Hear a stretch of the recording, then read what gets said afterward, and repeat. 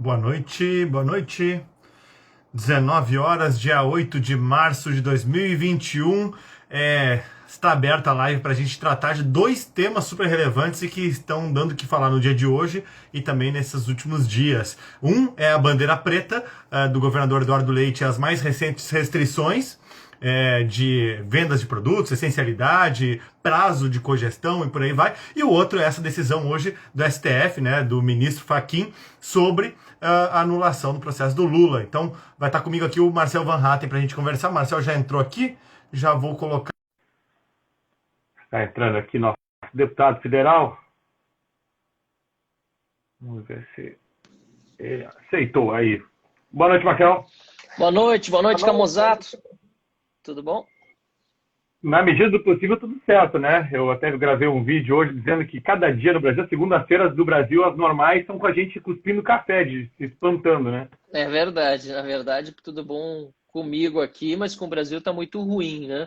Uma pena a gente ver essa decisão tomada monocrática, mais uma decisão monocrática, né, Camusato? Acho que começa o erro por aí, né? Um só ministro com o poder de mudar completamente os rumos de um caso judicial onde há uma condenação em dupla instância por vários crimes, enfim, cometida pelo Lula, que já estava, inclusive, cumprindo pena na cadeia. E, além disso, né, toda essa questão envolvendo, fecha tudo, mais uma vez, no Rio Grande do Sul, a incompetência na área da gestão da saúde, que não é de hoje, é de sempre, mas que está, mais uma vez, representando alto prejuízo para a sociedade como um todo, em vidas e também economicamente. O pessoal está falando aqui que a imagem está um pouco escura, Marcel. Mas realmente... Não tem muito o que fazer. Eu liguei uma luzinha, eu tô em São Paulo e vou na Jovem Pan daqui a pouco. Ó, agora melhorou agora. Mas essa luzinha está fazendo barulho aí. Esse barulho não está atrapalhando? Não estou ouvindo nada. Ah, então tá bom. Então tá ótimo. Tá fazendo aqui, eu ouço um chiado ruim aí, mas tá bom. Muita gente ao vivo na tua live aí, Camusato. Pois é. Aliás, a repercussão que deu, né, desde a decisão publicada, entrou na imprensa aí por volta de 3h15, 13h20, para cá é de uma total confusão. Muita gente tentando entender o que está acontecendo. Já tinha, no Rio Grande do Sul, no caso dos gaúchos, já estavam um pouco atordoados com relação às decisões do governo do Leite, que, aliás, ganharam um país, aqueles vídeos dos supermercados com partes dos setores fechados, né, com toldos e carrinhos de supermercado, e não bastasse isso, né, a gente ainda tem essa decisão hoje do Fachin. Eu trouxe alguns dados aqui para a gente debater, Marcel, rapidamente. Peguei e fiz um levantamento rápido aqui.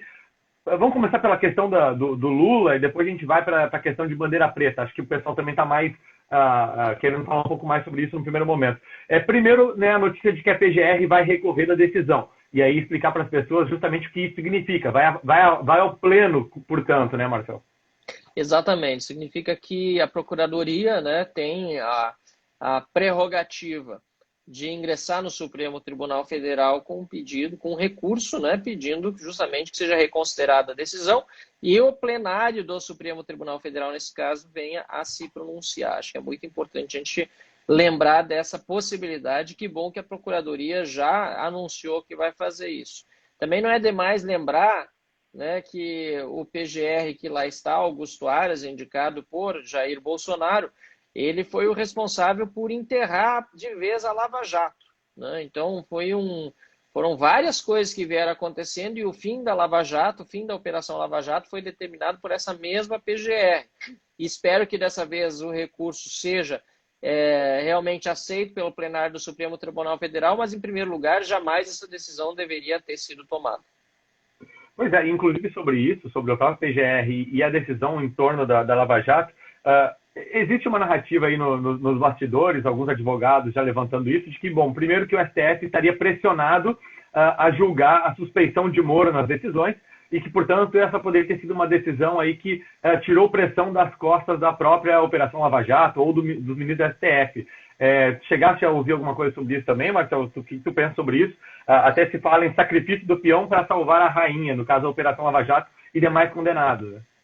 É uma possibilidade, é algo que se fala nos bastidores, mas a premissa em si já é absurda, porque declarar a suspeição do juiz Sérgio Moro sinceramente ridículo sob o ponto de vista do devido processo. As pessoas podem ter diferenças políticas com o Sérgio Moro, inclusive porque, de fato, ele tornou-se um político depois de sair da justiça e integrar um governo, né, e passar a ser ministro, portanto, do Jair Bolsonaro, mas as decisões que ele tomou antes, todas elas foram confirmadas na segunda instância. E algumas não foram confirmadas, aliás. E ele não condenou todo mundo, absolveu também algumas pessoas, ou seja, ele não saiu condenando todo mundo sem provas, como dizem por aí. E mais, não foi só petista que foi para trás das grades com o Sérgio Moro, não. É só lembrar que o Eduardo Cunha, né, que é um dos maiores rivais na cabeça dos petistas, mas no fundo todos faziam, né, parte do mesmo esquemão, também foi preso na Operação Lava Jato, né, por obra de Sérgio Moro e depois em segunda instância. Então, quer dizer, não é o caso do Cunha, que estava indo numa preventiva. Mas, na verdade, o que nós vemos é que muitos foram os casos de políticos condenados de diferentes partidos, e essa suspeição do Sérgio Moro em si já era um verdadeiro absurdo, e se isso foi justificativa para soltar o Lula, pior ainda.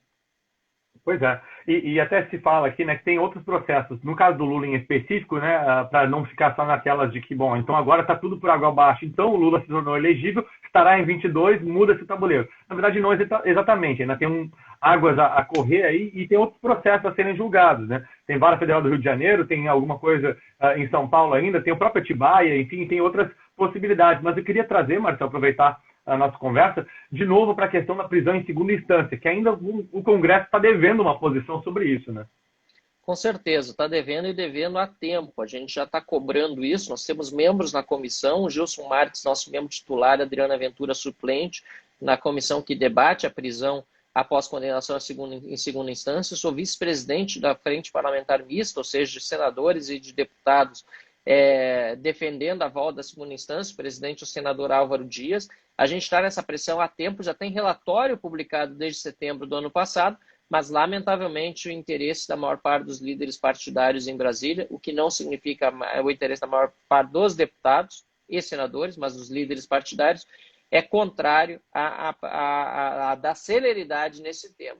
Isso é muito ruim, né? Durante a pandemia não foram reinstaladas as comissões especiais, tanto é que o Conselho de Ética, por exemplo, ficou parado o ano todo, e, aliás, esse é um conselho permanente, e por isso mesmo houve atrás de uma série de temas, dentre eles essa da prisão em segunda instância. Não estou justificando, isso apenas explica a situação. O que a gente precisa realmente é de mais pressão das pessoas para que volte a prisão em segunda instância. E tiveram, até aproveitar o público que está nos assistindo, tivemos aí por volta de 700 pessoas aqui nos assistindo. Se você está gostando, está ouvindo aqui, virão alguns questionamentos agora que eu acho super importantes que a gente dê mais vazão a eles, porque eles geram uma suspeição bastante grande no processo. Compartilhe, clique no aviãozinho, mande para os seus amigos familiares essa live aqui, porque a ideia é justamente tentar esclarecer o que está acontecendo e o que pode vir. E um desses comentários, foram 2 tweets que eu peguei aqui, que eu pensei para a gente comentar. O primeiro deles, o senador Humberto Costa, né, o senador petista, tweetou ontem pelas 8h30 da noite um vídeo do Lula com uma música aí de esperança e tudo mais, colocando assim a descrição, podem se preparar. E, obviamente, isso levanta uma grande suspeição. Afinal de contas, o senador Humberto Costa, o petista Humberto Costa, sabia que essa decisão seria proferida hoje pelo Fachin? E se sabia, teriam aí operado no mercado, por exemplo, aproveitando essa queda na Bolsa, teriam tido algum outro ganho, além do lucro político dessa situação, mas sim algum lucro econômico, alguma operação? A gente viu nos últimos dias as suspeições em torno da Petrobras, do anúncio de troca de comando e o que gerou no mercado. Agora, nesse momento, esse tweet do senador Humberto Costa, para mim, gravíssimo, né? Muito suspeito, deveria ser investigado não só para a CVM, né, mas também pela polícia. Afinal de contas, não sei o que tu pensa a respeito, Marcelo, esse foi um tweet que agitou bastante.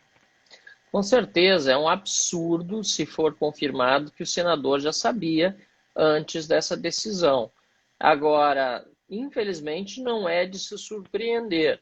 Seria muita cara de pau fazer 20 horas, 24 horas antes um tweet nesse sentido, já sabendo da decisão, e não guardá-la para si, pelo menos, né? Já sair divulgando antes mesmo que de uma forma indireta. Mas, infelizmente, no Brasil nós podemos esperar de tudo. Lamentavelmente, a Corte Máxima da nossa nação, o Supremo Tribunal Federal, se tornou mais recentemente, em particular numa corte, extremamente política, em que conchavos são feitos com deputados, senadores, com ministros de outras cortes e assim por diante. E, bom, o próprio presidente da República, a gente viu uma indicação aí do Cássio Nunes Marques, que foi para agradar justamente o centrão na Câmara dos Deputados e teve a bênção do Toffoli e de outros ministros do Supremo Tribunal Federal. Então a gente vê que nem a indicação do Bolsonaro para o STF, que nós esperávamos fosse bem diferente das nomeações feitas pelo PT, teve aquele crivo que nós esperávamos. E por isso que nós fizemos um abaixo-assinado contra isso na época, né, Camusato? Então fico muito triste ver esse tweet do senador aí, já debochando antecipadamente da cara dos brasileiros e ainda por cima levantando essa forte suspeita, não só de que ele já sabia, como de que talvez teve gente lucrando, sabendo dessa decisão com antecipação. Isso nos faz, sem dúvida nenhuma, buscar os meios para agir, inclusive no Congresso Nacional, para denunciar isso. E um outro tweet que também agitou, e falando aí sobre aliados de Bolsonaro, foi o que o presidente da Câmara, Arthur Lira, tweetou, né, dizendo que a condenação, a absolvição do Lula é uma coisa assim que pode ser bem-vinda, de certa forma ele colocou assim, mas que o Moro, esse sim, deveria ser julgado, deveria ser rigorosamente punido. Deixa eu entender isso no tweet, sendo, né, lembrando aí o próprio Arthur Lira, alguém que responde na própria Operação Lava Jato, né?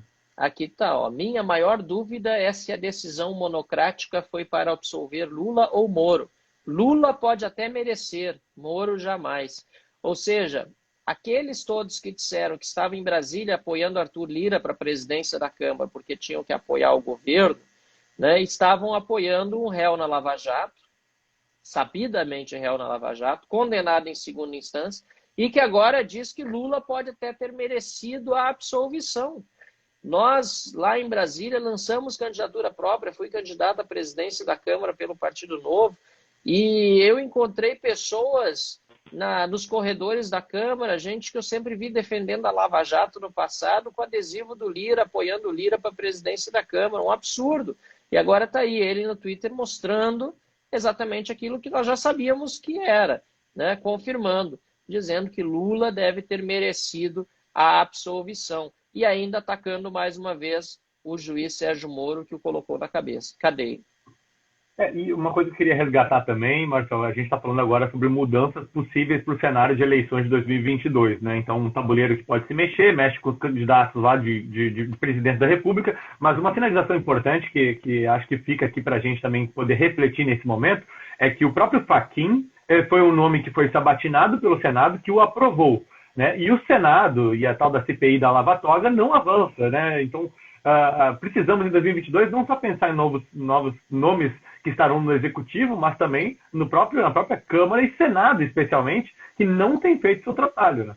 Exatamente, Camusato. Inclusive, eu espero que vocês sejam desses novos nomes. Espero que vocês coloquem o seu nome à disposição. Está fazendo excelente trabalho aí na Câmara de Vereadores em Porto Alegre. Mas nós precisamos ter mais deputados federais alinhados com aquilo que a gente defende em Brasília. Combate à corrupção, fim de privilégios. A gente precisa ter as reformas de fato, não as reformas vindas já do governo do jeito que vem e a gente defendendo elas mais do que o próprio governo lá, né? E para isso a gente precisa ter mais deputados, né, alinhados. Seria importante que você tivesse mais senadores também, né? Fica aí então o convite para todos aqueles que estão nos assistindo, estão indignados, tem gente dizendo eu quero mudar de país, quero ir embora. Não, nós precisamos fazer a nossa parte agora, é agora que você pode fazer a sua parte, participando da política e mudando as coisas. A gente só não consegue ir mais adiante porque ainda somos poucos. Nós precisamos de mais gente lá. Desistir é o mais fácil.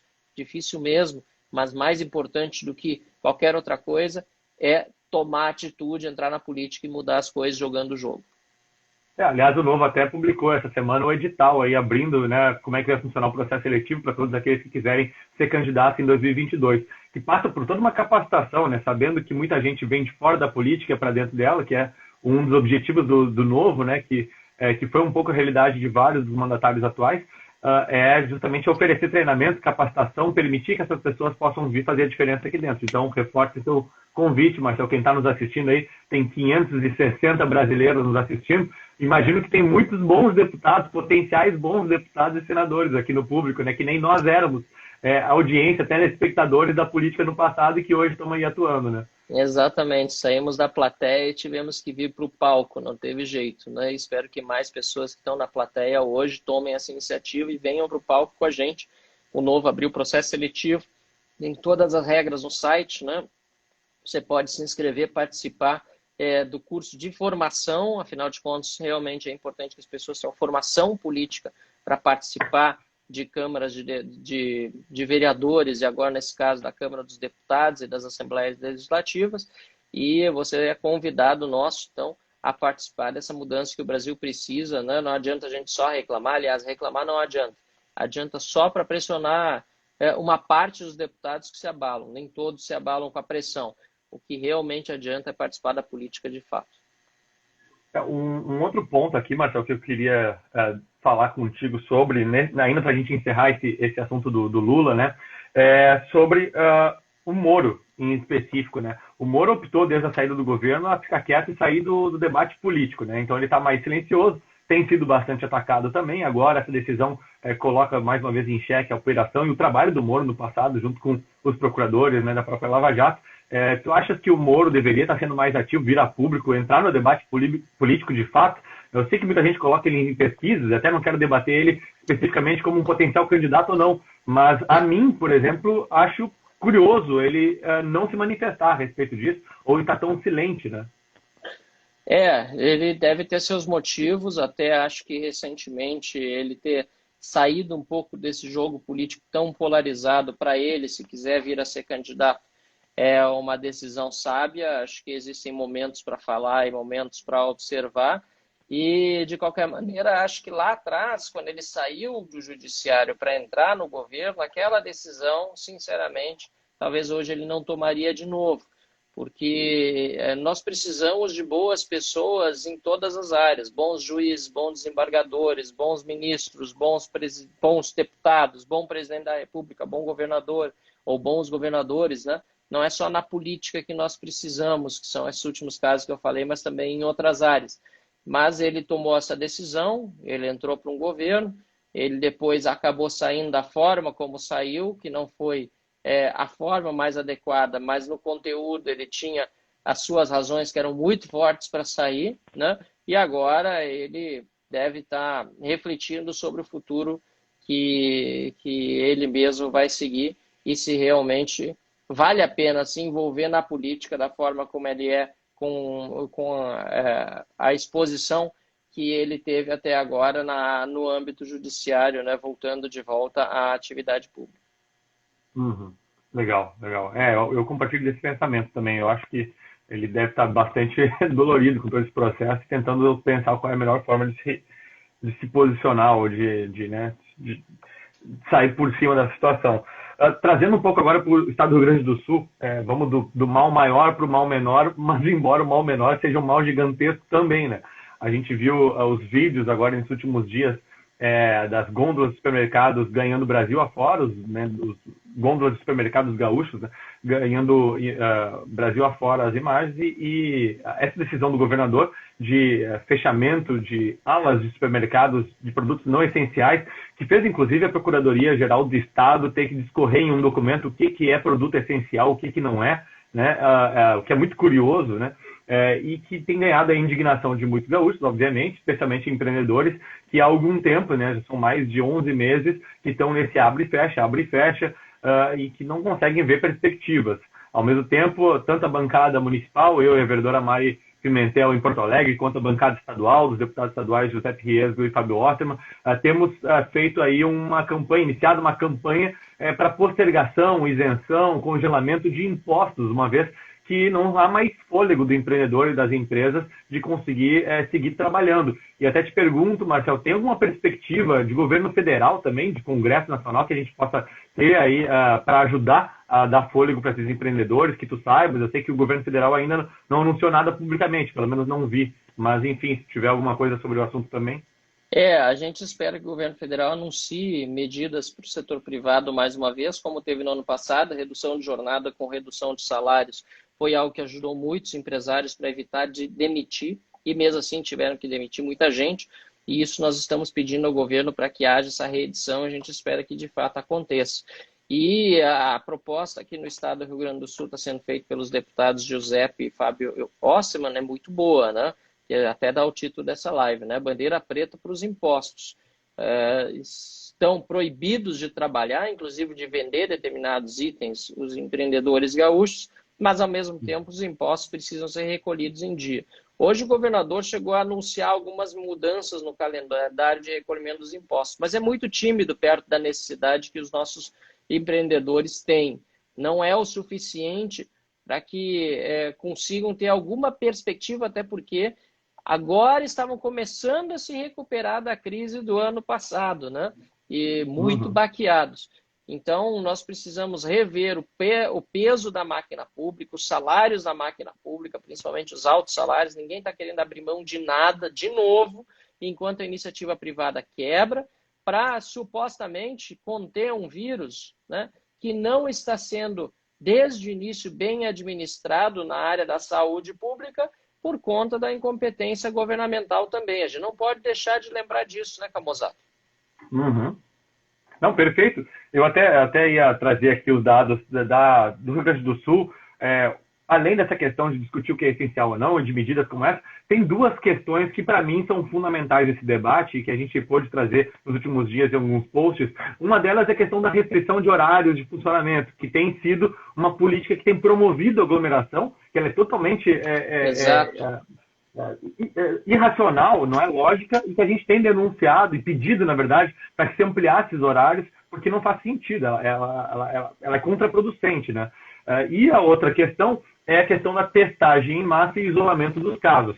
Quando a gente acessa o painel de informações da Covid do Estado e acompanha o volume de testagens, a gente vê que justamente nesse momento, onde nós estamos vivendo o pior momento da pandemia, nós não estamos no pico de testagens da nossa população. Essas últimas semanas, mesmo sabendo da P1, dessa nova variante, mesmo sabendo dessa alta de contaminações, ocupação em enfermaria e leitos de UTI, o Estado não avançou nas testagens em massa, não conseguiu entregar aquilo que a gente vem cobrando desde o ano passado que entregasse, e que por poucos momentos conseguiu minimamente fazer uma política de testagem mais acurada, e que agora, nesse momento, que se tornaria vital para conseguir fazer algum controle da pandemia, não coloca em prática. Então, nós estamos testando basicamente só quem já está sintomático e está entrando no hospital, né? Ou seja, aquela pessoa que já está em vias de receber tratamento médico mesmo, né? E nós não estamos sequer conseguindo dar vazão ao isolamento devido daqueles que são, porventura, assintomáticos positivados, e aí são contagiantes, ou aqueles que estão com sintomas leves, positivados e que, por vezes, não têm ainda o resultado, estão só com suspeição. Então, isso é uma política pública que precisa mudar urgentemente. Não tem como passar a mão na cabeça disso, né, Marcelo? Isso para não falar na demora da entrega dos testes. Tem gente que já passou pelo Covid e ficou sabendo só depois que teve, e outros que morreram de Covid sem saber o resultado do teste. É um absurdo, Camozzato.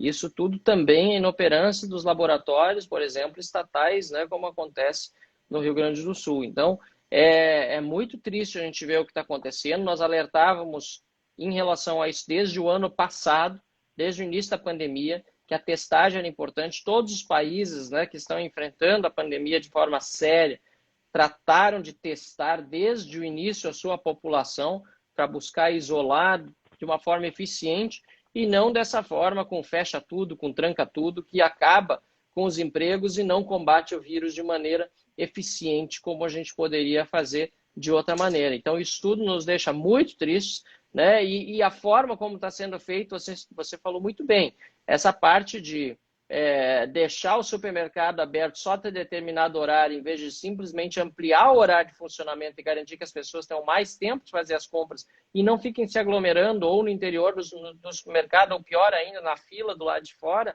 é algo que deveria ter sido pensado e não dá para entender como até agora não implementaram. E nós tivemos um grande debate no Congresso sobre a questão da compra das vacinas, especialmente por privado, né? A gente vê que o governo federal demorou muito para conseguir fazer o endereçamento dessa questão. Aliás, eu estava refletindo sobre isso, da compra das vacinas, Marcelo.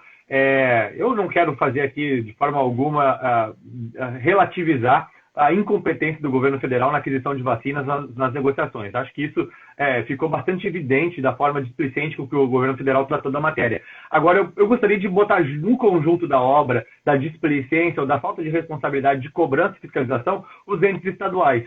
porque os estados começaram a cobrar por vacinas somente agora, mais recentemente, e não poderiam ter iniciado essa pressão no ano passado também. Acho até que, de certa forma, a sociedade como um todo, foram poucas parcelas que iniciaram a cobrança lá em agosto do ano passado, com as primeiras propostas da Pfizer do Butantan. Né? E acho que isso também faltou para que o governo federal talvez tivesse noção da responsabilidade e da importância desse tema. Eu não sei se compartilha dessa visão, foi uma coisa que eu refleti agora nesses últimos 2 dias. Compartilho muito, Camozato. Na verdade, todos acharam que ia passar logo, que não ia ter um segundo pico forte como esse que nós temos agora, que é pior, inclusive, do que o do ano passado. É o maior número de casos diários de Covid que a gente teve desde o início da pandemia, né? Aliás, um grande exemplo disso, da classe política realmente ter se lixado, em geral, lógico, as exceções, para a pandemia, foi o fato de o período das campanhas eleitorais ter transcorrido sem nenhum tipo de restrição nenhuma, aglomerações para todo lado. E depois as festas de fim de ano e no carnaval. Né? Então, nós tivemos, tanto da classe política, essa displicência, como também dos próprios cidadãos, né? A gente precisa lembrar disso, né? A conscientização que todos precisam fazer própria de que nós vivemos num momento grave. Né? A recomendação de uso de máscara, de higienização, ela precisa ser seguida o máximo possível em todos os lugares públicos onde as pessoas estão, buscar estar mais distanciadas para que a gente não tenha esse efeito que agora nós estamos sentindo. E, de fato, concordo com você, a aquisição de vacinas veio muito tarde, né? O governo federal, o presidente Bolsonaro, inclusive, atuou lá atrás sem dar nenhuma atenção para a questão das vacinas, tanto é que houve pedido da Pfizer para o governo federal abrir negociação nesse sentido, né? Agora vem a narrativa de que nem estava aprovada aqui ainda, mas outros órgãos importantes já estavam aprovando ou em vias de aprovação em outros países. Se a Anvisa demorou, é também porque faltou o interesse das autoridades de irem atrás. E aí também concordo contigo, além da autoridade federal, também os estados e municípios deveriam ter corrido no momento certo. E agora nós estamos com falta de doses para vacinar a população, em decorrência de toda essa falta de planejamento. Eu até fiz uma estimativa aqui, Marcelo. Dados os pedidos projetados de vacinas agora para os próximos meses, nós teremos até julho de 2021 por volta de 50 milhões de brasileiros vacinados, o que é 1/4 da população. Ainda bastante insuficiente quando a gente pensa em termos de traçando um paralelo para o que é Israel, para o que é o Reino Unido. Tudo bem que são proporções muito distintas de população. É preciso ser justo também que é muito mais fácil você universalizar a vacinação em Israel do que no Brasil. Né? Mas mesmo nos Estados Unidos, que é um país bastante denso, ele consegue vacinar muito mais rapidamente. Deixa eu aproveitar dois comentários aqui só, Camozato. A Renato diz, a falta de vacinas é um problema mundial, é verdade. E outra pessoa disse, o doutor Alex Nunes, faltou a Pfizer também entrar com a documentação. Também é verdade. E mais alguém falou aqui que tudo tem que passar pela Anvisa. Infelizmente, também é verdade, apesar de, durante a pandemia, a gente ter flexibilizado e dito que poderia passar por remédios necessários, né, e vacinas necessárias durante a pandemia poderiam ter um fast track. E justamente porque tudo isso é verdade, o presidente Bolsonaro deveria ter agido melhor. Porque, como a Renata disse, como a falta de vacinas é um problema mundial, era necessário que a autoridade federal, né, fosse atrás para demonstrar, Brasil aqui primeiro, nós queremos antes. Porque se a demanda, ou melhor, se a oferta é limitada, aqueles que estão interessados têm que ir atrás. Se você quer comprar alguma coisa no mercado e sabe que tem pouco lá no supermercado, você vai correndo antes de terminar o estoque, antes do teu vizinho comprar. Então, é isso que o governo deveria ter feito. Também é verdade, né, como eu disse agora há pouco, que a Anvisa tinha que aprovar, tudo bem. Mas a Anvisa, se a Pfizer tivesse entrado com os documentos, teria aprovado mais cedo. E por que a Pfizer não entrou? Porque não se demonstrou interesse. Por que a Pfizer vai entrar com toda a documentação no Brasil, Camozato, na Anvisa, se o presidente da República não demonstra que é prioridade, o ministro da Saúde não responde ao e-mail, eles têm outros 190 países para atender e para cuidar. E aí, obviamente, acaba acontecendo isso que nós estamos vendo, esse atraso na vacinação. Felizmente, agora acordaram para isso e estão correndo atrás. E dentro disso, no bojo dessa discussão, teve também a questão da compra de vacinas por privados, né, Marcelo? Que o Novo aí teve emenda para permitir que empresas pudessem fazer aquisição de vacinas, pudessem estabelecer negociação, inclusive com a vazão ali, com a contrapartida de doar uma parte para o SUS. E mesmo assim foi muito difícil esse debate, né? O Congresso, de modo geral, muito antipático a essa ideia, punindo o brasileiro para não dar o argumento de que as empresas, os privados estão lucrando em cima dos pobres e tudo mais. Eu achei muito patética essa posição. Vocês lutaram muito enquanto deputados em bancada lá, mas, de novo, uma filosofia da inveja que atrasa o Brasil, né? Perfeito, Camozato. Mais uma vez, demonstraram os políticos em Brasília não estarem preocupados com a saúde dos brasileiros.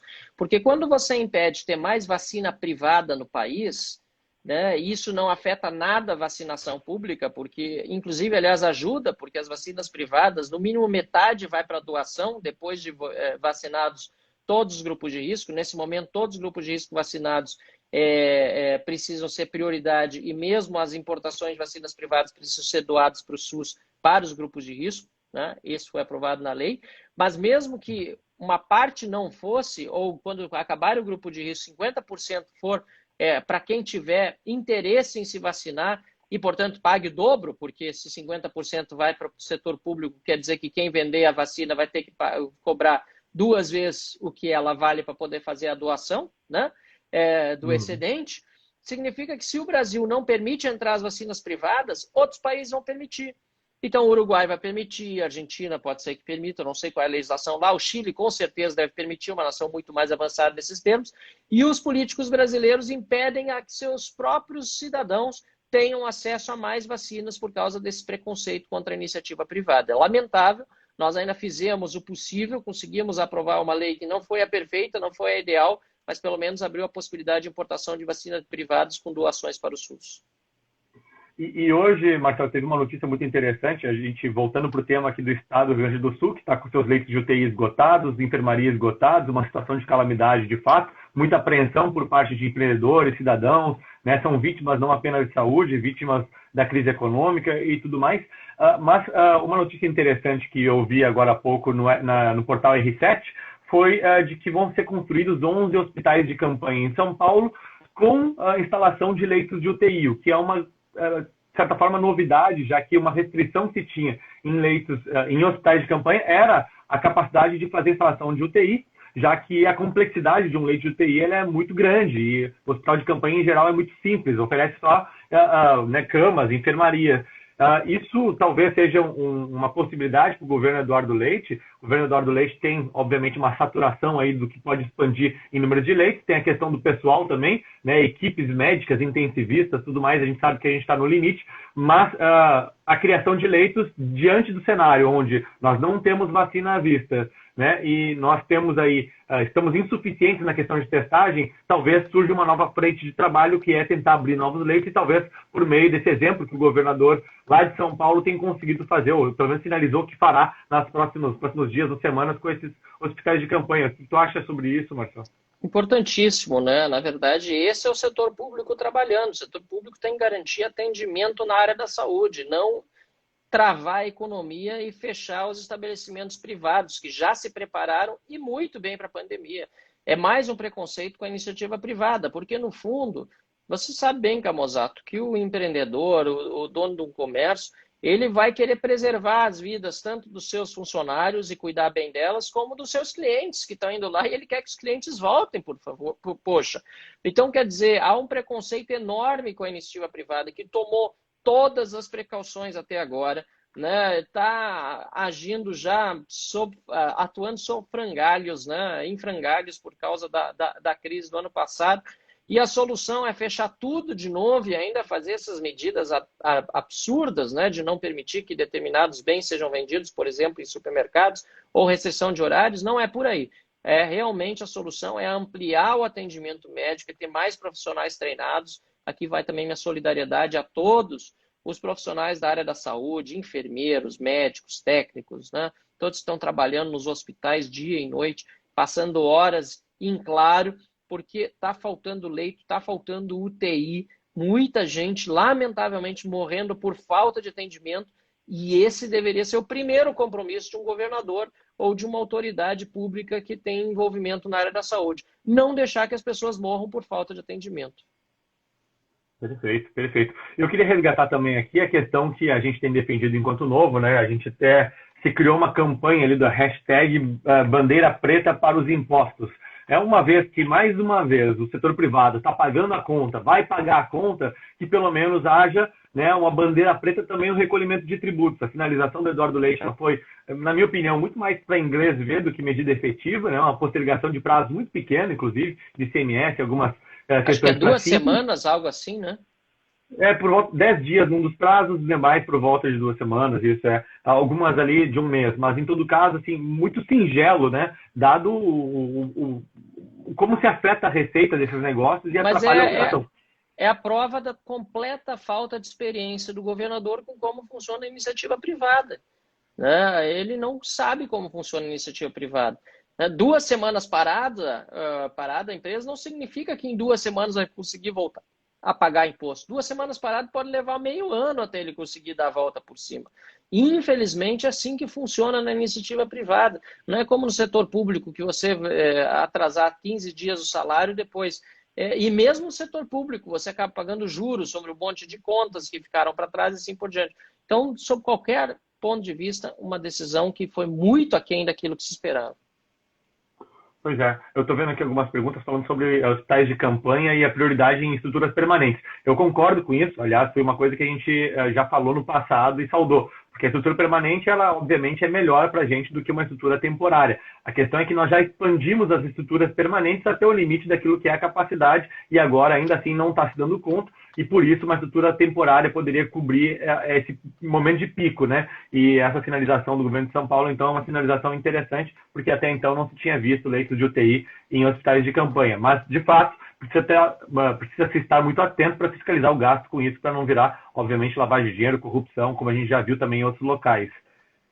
Que é outra coisa que a gente está combatendo em Brasília. Nos aprovamos dupla pena em caso de corrupção durante a pandemia. É um projeto que continua parado no Senado, que parece não ter interesse nenhum em debater. A Adriana Ventura esteve com o senador Pacheco, o novo presidente do Senado Federal, pedindo para ele pautar esse projeto e que o quanto antes seja aprovado, porque realmente quem rouba já tem que ir para a cadeia.